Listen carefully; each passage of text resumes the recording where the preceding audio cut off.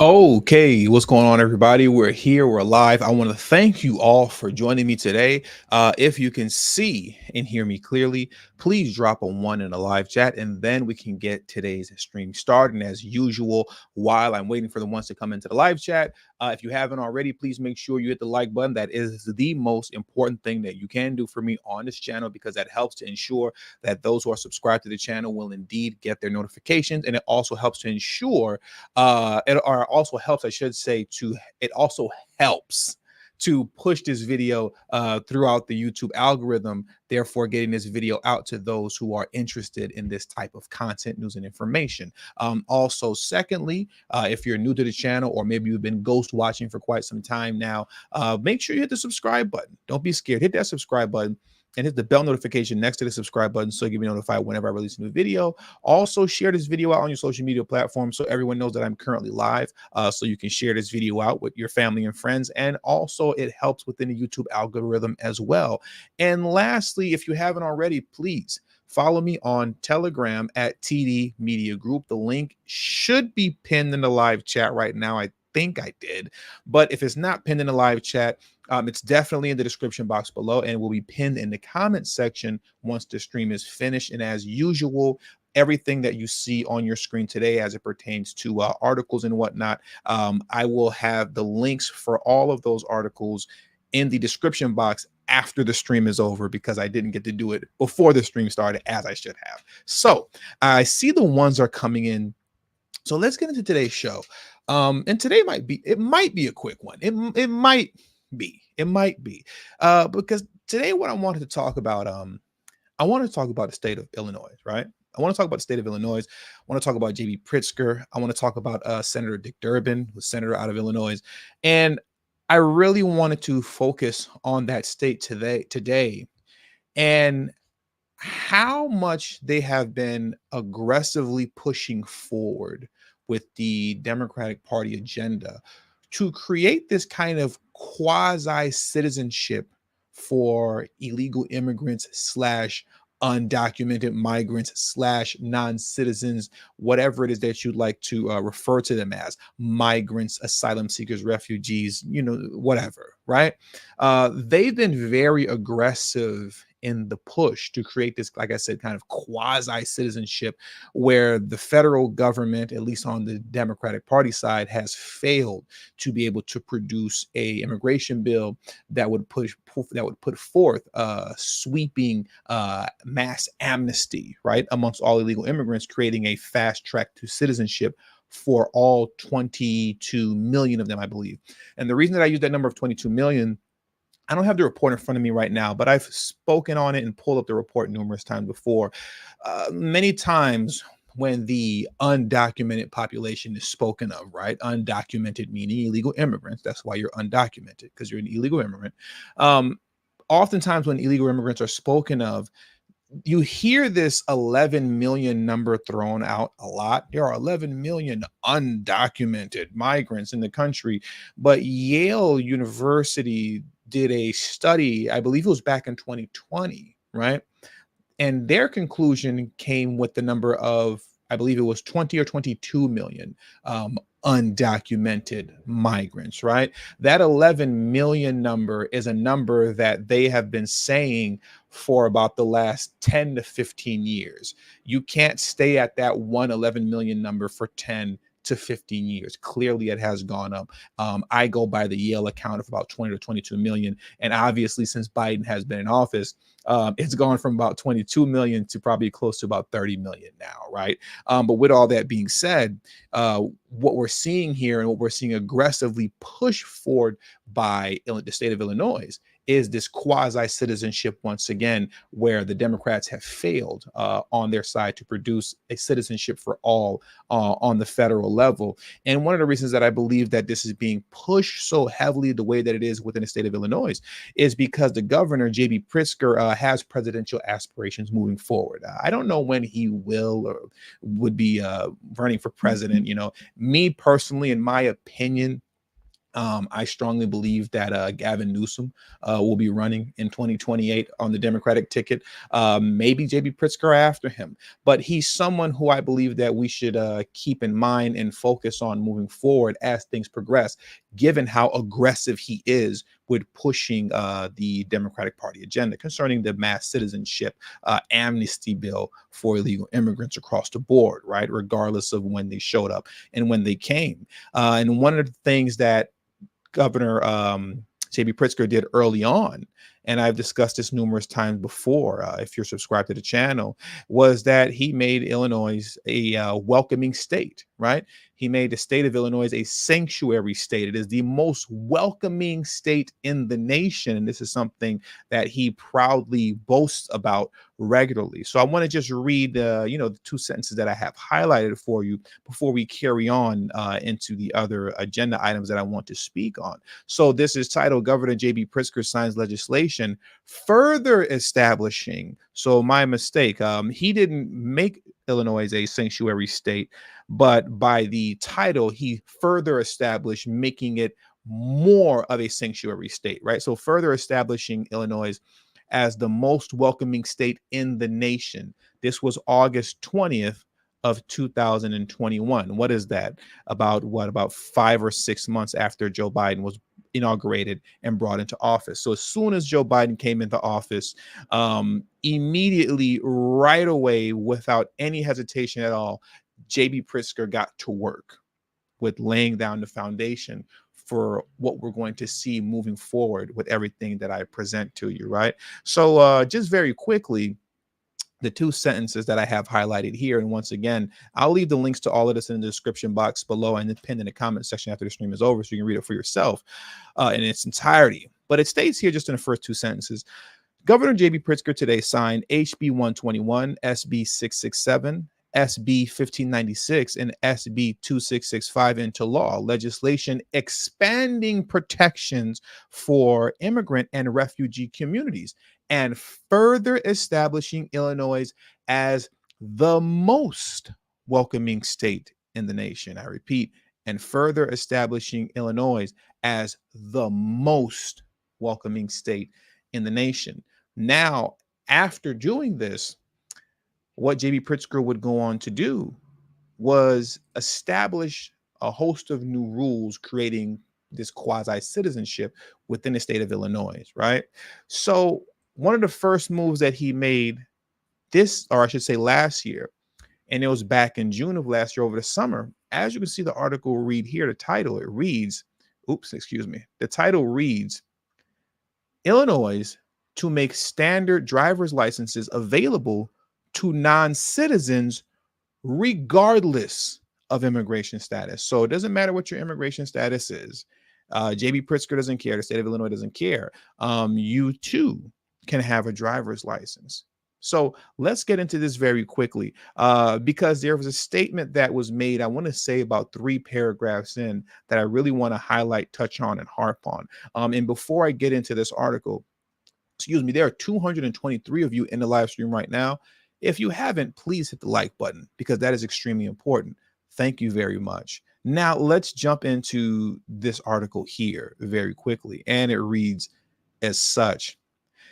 Immigrants in Illinois, with or without permission from the U.S. immigration authorities, I repeat, immigrants in Illinois, with or without permission from U.S. immigration authorities, will soon be able to obtain standard driver's licenses that can be used for identification. Governor J.B. Pritzker on Friday signed House Bill 3882, which will phase out temporary visitor driver's license, or TVDL, which non-citizens currently use to drive legally in Illinois. The new law takes effect July 1st, 2024. So this summer, this new law will take effect where non-citizens, regardless of their immigration status, he doesn't care what your immigration status is, whether you're illegal or illegal, because it very specifically says, regardless of immigration status, you too will be able to get a driver's license in the state of Illinois. And in a city as busy as Chicago, oh boy, oh boy, that's all that I have to say, right? But I want to get into this last paragraph here because I believe, or I should say this third paragraph. I think this is the portion that I really wanted to elaborate on. Let me see, because this came from J.B. Pritzker himself. J.B. Pritzker stated, this legislation is a significant step in eliminating the barriers to opportunity that many undocumented migrants face. Pritzker said in a statement, we're ensuring every eligible individual can obtain a driver's license, making our roads safer. I doubt that's going to happen. Decreasing stigma. I'm not sure what stigma exists if you're an undocumented so-called migrant or illegal immigrant and you don't have a driver's license. Why would you have a driver's license? There shouldn't be any stigma attached to that. So that doesn't make any sense. And creating more equitable systems for all. I don't know how this makes a more equitable systems for all or make the roads more safe, but I do want to harp on the first sentence within that quote where he says, this legislation is a significant step in eliminating the barriers to opportunity that many undocumented immigrants face. What barriers of opportunity do many undocumented immigrants face? If you're undocumented, if you're a non-citizen, why would you have full access to the fruits of the country if you haven't dedicated yourself to becoming a U.S. citizen? That's on you. Either you haven't gone through the proper channels to dedicate yourself to becoming a U.S. citizen, because apparently that wasn't important to you, or you're an illegal immigrant. So what barriers are in your way? You see, this is this victim narrative that gets painted around illegal immigrants, despite the fact that the so-called barriers that they're facing are barriers that they created for themselves. But then they flip it around and present it to you as if this is something that the government has to fix because this is what we're doing against them and we need to stop and fix these barriers that we put in front of them. But we didn't put any barriers in front of them. You either came here illegally, so why would you have access to the fruits of this country? Or if you are here legally, in whatever capacity that may be, you didn't find it important enough to go through the hoops and hurdles that it would take to become a citizen. So there are no barriers. There are no boundaries. No one's holding you back. You're just choosing not to do something.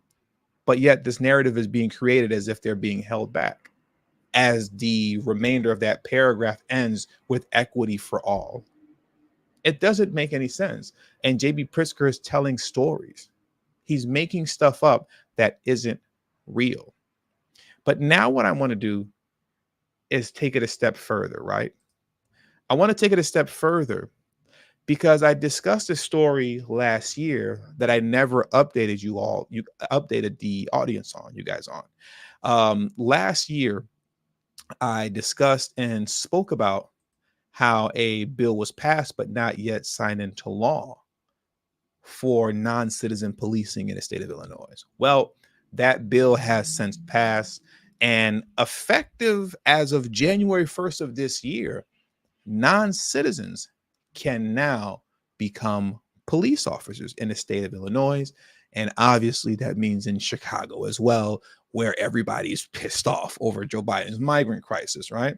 So let's get into that very quickly because I want to dive into that article before we continue on. So this article here is from NBC5 Chicago, and it states Illinois bill will allow non-citizens to become police officers. And once again, everything on your screen right now, I will have linked in the description box below, as well as pinned in the comment section once this stream is over. But before I move forward, I do have to give my thank yous. Thank you very much, Walter Wilborn, for always always coming through. I appreciate you. Thank you so much, Walter Wilborn, for being the first person to contribute to today's stream. And thank you very much, Afro National, for becoming a channel member. I appreciate you. And for all of you who show love on Cash App, I apologize for not being able to get to you guys in the middle of the stream. Both my Cash Apps from the original YouTube name, TD Hip Hop Media, as well as my new name, TD Media Group, are both active, and I can't be logged in at both at the same time, so I don't always get the notifications for everything while I'm live. But I just want to let you all know I appreciate you all, right? And your contributions do not go unnoticed. So now let's get into this article here, right? I want to get into this article here with the update that I wanted to give you guys concerning non-citizens now having the right to become police officers. It's legal now.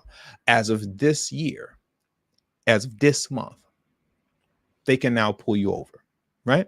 So let's jump into this. Let me highlight this, make it a little bigger, and let's get into this. And the article reads as such: a new bill taking effect in coming weeks will allow for non-US citizens to apply to become police officers, right? And once again, despite the fact that it says a new bill is taking effect in coming weeks, it already has taken effect. It already has. HB 3751 was passed by both chambers of the General Assembly earlier this year. The bill's language says that individuals who are not citizens but are legally authorized to work in the United States under federal law will be allowed to apply for jobs with police departments. An amendment to the bill will allow those whose immigration action has been deferred under the terms of DACA to apply for roles as police officers. J.B. Pritzker would go on to say that we have the ability for people who are legally here in the country and permanent residents and DACA residents to apply for jobs as police officers, he said. Now, a lot of times people get upset, and there's a video that plays on this article, but I'm not going to play it right now, where J.B. Pritzker, he tries to throw this little hissy fit where he's, stomping his feet, and he's saying, they keep saying that illegal immigrants are going to become police officers, and that's not true. That's not true. Once you have received your work permit authorization to legally work in the United States, your federal work permit, as it states in this article, you now qualify to become a police officer. So you're talking about guys who have just crossed the border that once they get their work authorization, a work authorization that we've heard Brandon Johnson, J.B. Pritzker being the governor, as well as Kathy Hochul, governor of New York, and Eric Adams as mayor of New York City, have stated numerous times, we need these federal work permits expedited. We need them expedited. We need them now. Once you have your work permit, you can become a police officer. It states it right there in the article. So when they try to play with words and say, you keep saying that illegal immigrants are going to become police officers, that's not true. No, you're playing a word game. Because in what we read and in the bill, it clearly states you need a work permit. As long as you have your federal work permit and you're legally authorized to work in the United States, you can become a police officer. So don't let these guys play these little word salad games with you. It's really simple, and it's not that hard to decipher what it is that they're saying. But now what I want to do is get into the meat of today's discussion, right? The other thing that I want to say too as well before I move to the meat of today's discussion, I do want to highlight the fact that I found it very interesting that the news concerning non-citizens right now having the right to become police officers in the state of Illinois, that news was equally as hard to find and come across as it was hard to find and come across the news that here in Los Angeles, non-citizens can become police officers as well. I believe the bill here was called SB 90. And I remember when you would type SB 90 into Google search, nothing would come up. You would get like the technical bill from like, whatever it was called, like, I don't know, lacounty.gov or something like that. You get the technical bill, right? But you couldn't find any news on it. And the only news outlet that I was able to find the confirmation that SB 90 had become law was an LGBTQ website of all places. It's the same thing with this here. If you Google right now, let me put this back on the screen. What is the actual name of this bill, like the technical name? HB 3751. If you Google HB 3751 right now, you'll see nothing but the technical bill like coming up and popping up. That's what you'll see, the actual bill and the, whatever, the Illinois house.gov or something like that. But when it comes to news outlets promoting this and informing you that this is what's happening, no one's talking about it. No one's talking about it. And I just find that very interesting that bills like this fly completely under the radar, where no outlet actually wants to cover it and wants to speak on it. I just find that interesting. And I wonder why that is. Why do they hide this from the American people? Even in their local news, it's borderline impossible to find that information, right?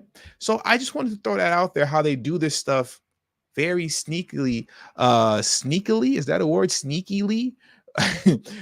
They're very sneaky. I'll just keep it so. They're very sneaky, right? And passing these bills under the table.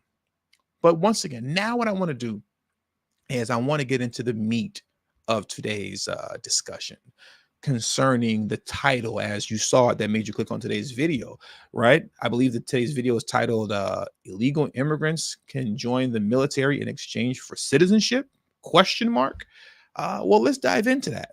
Now, before we do, thank you very much, Saul Amador, for the super chat and being the third person to contribute to today's stream. I appreciate you, Saul, for always coming through. Thank you, thank you, thank you very much for always showing love. And also, there are 341 of you in the stream right now. Please hit that like button if you haven't already. It is extremely important. If there's one thing that I'm thirsty for, I'm thirsty for likes. So hit that like button to quench my thirst. And now let's get into this video from Senator Dick Durbin as he gets behind and proposes a bill that would allow undocumented migrants, as they like to say, the ability to not just simply join the U.S. military, because non-citizens are already in the U.S. military.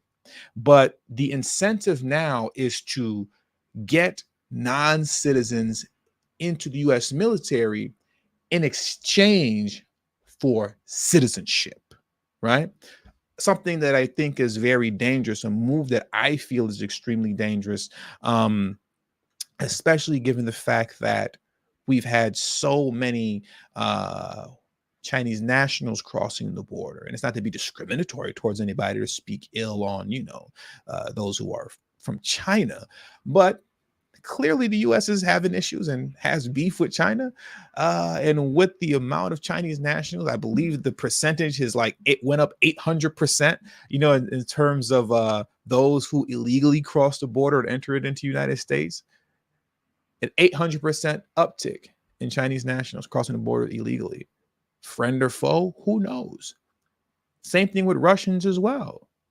Not on the best of terms with them right now. Got a little beef with them right now too, don't we? I don't know what the actual percentage point is of how many of them have crossed the border, but they have been coming in through the border, as well as, our buddies in the Middle East. And once again, it's not about being discriminatory towards anyone, but when you have this kind of beefs all over the world, from China to Russia to the Middle East, and your border is wide open because Joe Biden deliberately created it that way as soon as he entered into office day one, you have it wide open. Your enemies are coming through. I would say sneaking through, but they're not sneaking through. They're just walking across. And now what you want to do is create a pathway to citizenship by incentivizing them to join the military, that just doesn't seem smart. It just doesn't seem smart. But that's enough of me talking. Let's get into what Dick Durbin actually had to say.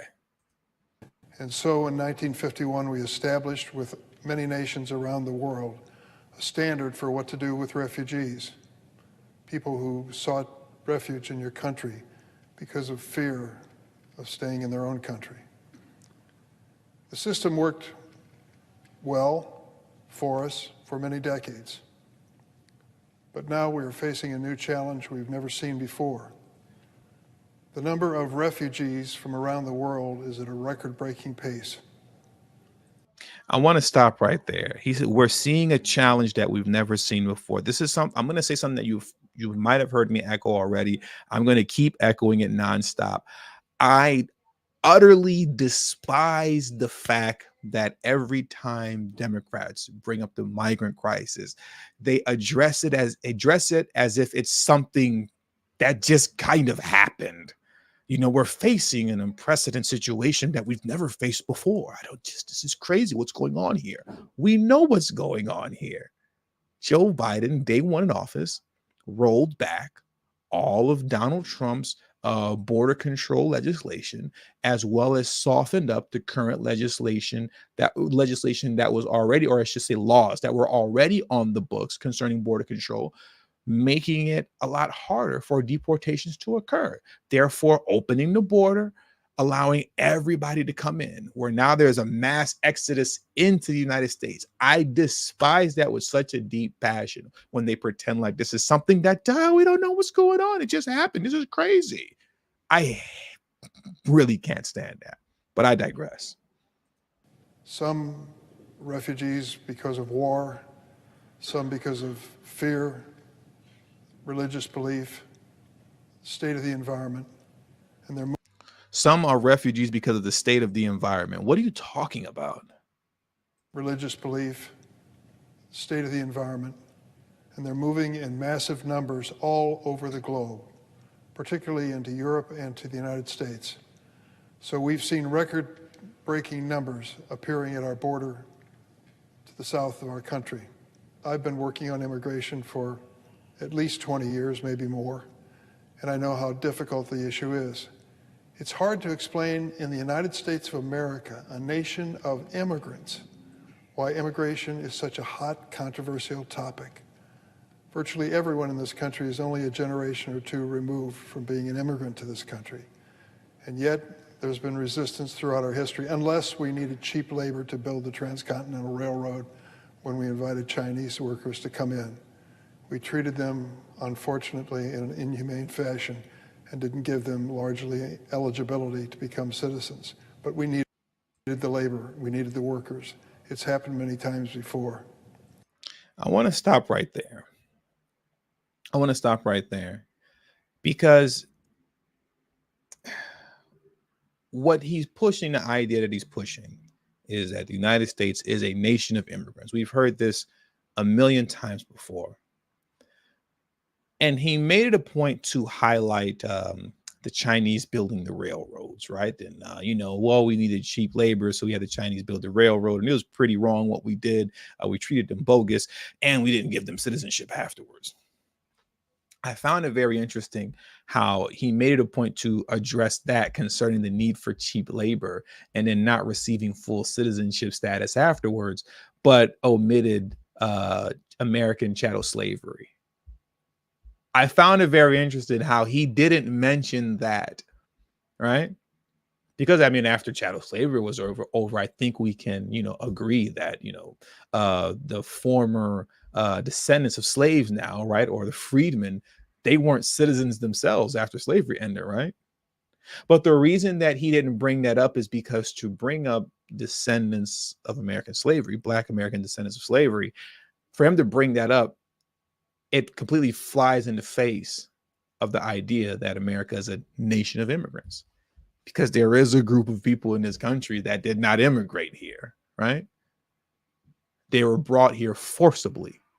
If you let the Congressional Black Caucus tell it, they refer to it as forced migration. Those clowns, right? They say forced migration, right? That's what they try to say. Well, fortunately, that didn't stick, right? So it dropped off. That's why you never hear that term anymore. It kind of just came and went very quickly on Twitter, actually, coming from the CBC, Congressional Black Caucus. But that's why he omitted that. That's why he didn't make mention of that. They literally can say the same thing about Black Americans concerning the need for cheap labor. And then after that need for cheap labor was finished and it was so horrible what we did to them and they didn't get citizenship, he could have very easily made mention of that as well. But once again, it flies in the face of the idea that United States is the nation of immigrants. It completely destroys that narrative. So I just wanted to highlight that. I thought that was very interesting that he didn't make mention of that.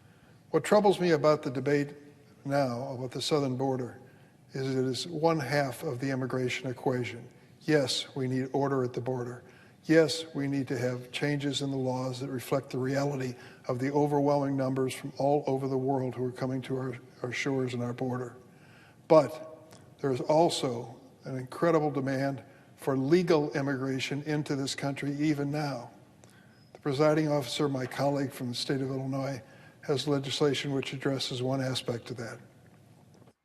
I just wanted to make sure to highlight, because remember, I started out saying the state of Illinois is the most aggressive with pushing the, I'll say, quasi-citizen movement, right? They are the most aggressive with this. And as you can see, he's getting ready to get into the legislation that this whole stream is about. And this is all coming out of the state of Illinois.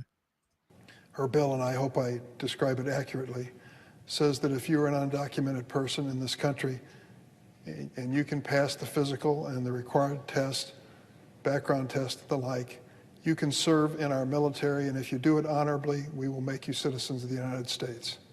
He said, if you are an undocumented person, if you are undocumented, that makes you an illegal immigrant. You can't not be an illegal immigrant, right? And be undocumented. If you're not documented, or if you are undocumented, that means you do not have the proper paperwork to legally be in the United States. And if you do not have the proper documents to legally be in the United States, that makes you an illegal immigrant. That it is not that hard to understand this. And the only reason that I'm making it a point to harp on that the way that I do is because people like him, vote blue no matter who's, they love to fix their mouth to say something is misinformation, disinformation, Russian bots, and all this kind of stuff. Despite the fact that their commander in chief is the biggest liar in the world concerning the fact that if he wanted to close the border right now, he literally could with the stroke of a pen, but is choosing not to. And we went through that legislation, that bill, right? About 2 live streams ago. But I digress. I just wanted to make sure to harp on that because, like I said, I despise the little word games that these folks like to play. Undocumented migrants, undocumented. If you're undocumented, you're illegal, period. So they created a bill, or they are pushing a bill, I should say, that will allow illegal immigrants, like those who are crossing the border right now as we speak, the 10,000 encounters a day, right? This bill will allow them to join the military in exchange for citizenship. Just wanted to make sure that I'm establishing that. Do we need that? Do you know what the recruiting numbers are at the Army and the Navy and the Air Force? They can't reach their quotas each month. They can't find enough people to join our military forces. And there are those who are undocumented who want the chance to serve and risk their lives for this country. Military men are treated like crap once they're done with their service, especially if they leave the service with mental issues or other like kind of deformities. And I say that respectfully. It's maybe something that happened overseas. They're treated like crap. Maybe if military men weren't treated like crap once they leave service, you'd have more Americans joining the military and you wouldn't be now pleading to illegal immigrants to join the military in exchange for citizenship. Should we give them the chance? I think we should. And let me tell you about others that we need. In my state of Illinois, in inner city in Chicago, in the rural areas downstate, we're holding our breath, hoping that we can keep hospitals open. You know why? We don't have enough medical personnel. And yet there are people all around this world who have medical credentials as doctors and nurses and skilled technicians who want to come to the United States, but we don't give them the chance. I think it's a reasonable thing to do. I think it would make us a better nation and a healthier nation. Keep those hospitals open, and they're desperate to find new personnel. We need legal immigration for that. The same holds true when it comes. You have an entire population of US citizens that if you invested as much money into them across the board, regardless of race, if you invested enough money into those communities, you would actually be able to elevate them to a point to where they can then be able to participate in society in the way that you see fit as it pertains to them filling up these job roles. But the reality is they're not concerned with any of that. They're not concerned with the mass hopeless. They're not concerned with the working class and the poor. You've already been discarded and rendered obsolete in their eyes. We're not investing any money into you all. We're just going to pull from this new crop that's crossing the border right now. What he's talking about right now, though he's not articulating it in that way, it's still cheap labor. It's still cheap labor. I will tell you a story real quick for those of you who don't know. I used to be a Lyft driver years ago, right? So if you've been subscribed to this channel long enough since 2019, then you know that, right? Back in 2019, when I was, really getting things rolling, I was still a Lyft driver, right? And I would bring that up from time to time. Well, I remember I would have these conversations because I'm out here in LA, and tech jobs are pretty big out here, So I would pick up a lot of guys, um, American citizens, and we would talk about how they're being replaced in the tech world primarily by Indians here in Los Angeles, right? I would have these discussions with them. And I'll never forget one conversation that I had with one of them where he was saying there was one company he worked for. I don't remember the name of it, but the company let him go, right? And it let quite a few, right? It let quite a few employees go who were American citizens to hire a bunch of tech employees from India, right? And the thing is that when they hired them for less than what they were paying the American citizens. And this is important for me to point out because when he's saying we have all these job roles that we need to fill up, they're still talking about cheap labor. That's what he's talking about. He's just not articulating it, but that's what he's saying. He brought up cheap labor earlier concerning the Chinese building the railroads. This is still about cheap labor, right? But let me not digress from the story too much because I lose train of thought rather easily. They hired a bunch of these men and women from India, mainly men, to work in these jobs, and they hired them for significantly less. I believe the pay that he was making at the time was somewhere around, I think he said like 130,000 a year or something like that, maybe 140,000 a year. But the Indians, when they brought them in, I believe they dropped it down to 100,000. So they cut it down by $40,000. And a few months out, right, of him being let go, he actually was in contact and communication with the company again to bring him back to the company. But this time, when they wanted to bring him back to the company, they wanted to bring him back for the new pay of $100,000 that was established through the Indians who came in to work that job, not the original pay that he was getting of, I believe it was $130,000 or $140,000, right? Not that pay. No, it was the new pay, the new lower wage of 100,000 that was established because of the legal migration to fill up these jobs that apparently were struggling to fill up, right? So once again, I just wanted to make sure to highlight that because as he's sitting here speaking, though he's not saying cheap labor, he's talking about cheap labor. to agricultural workers. In our state of Illinois, we desperately need them for virtually every aspect of farm. Let me rewind that just a little bit.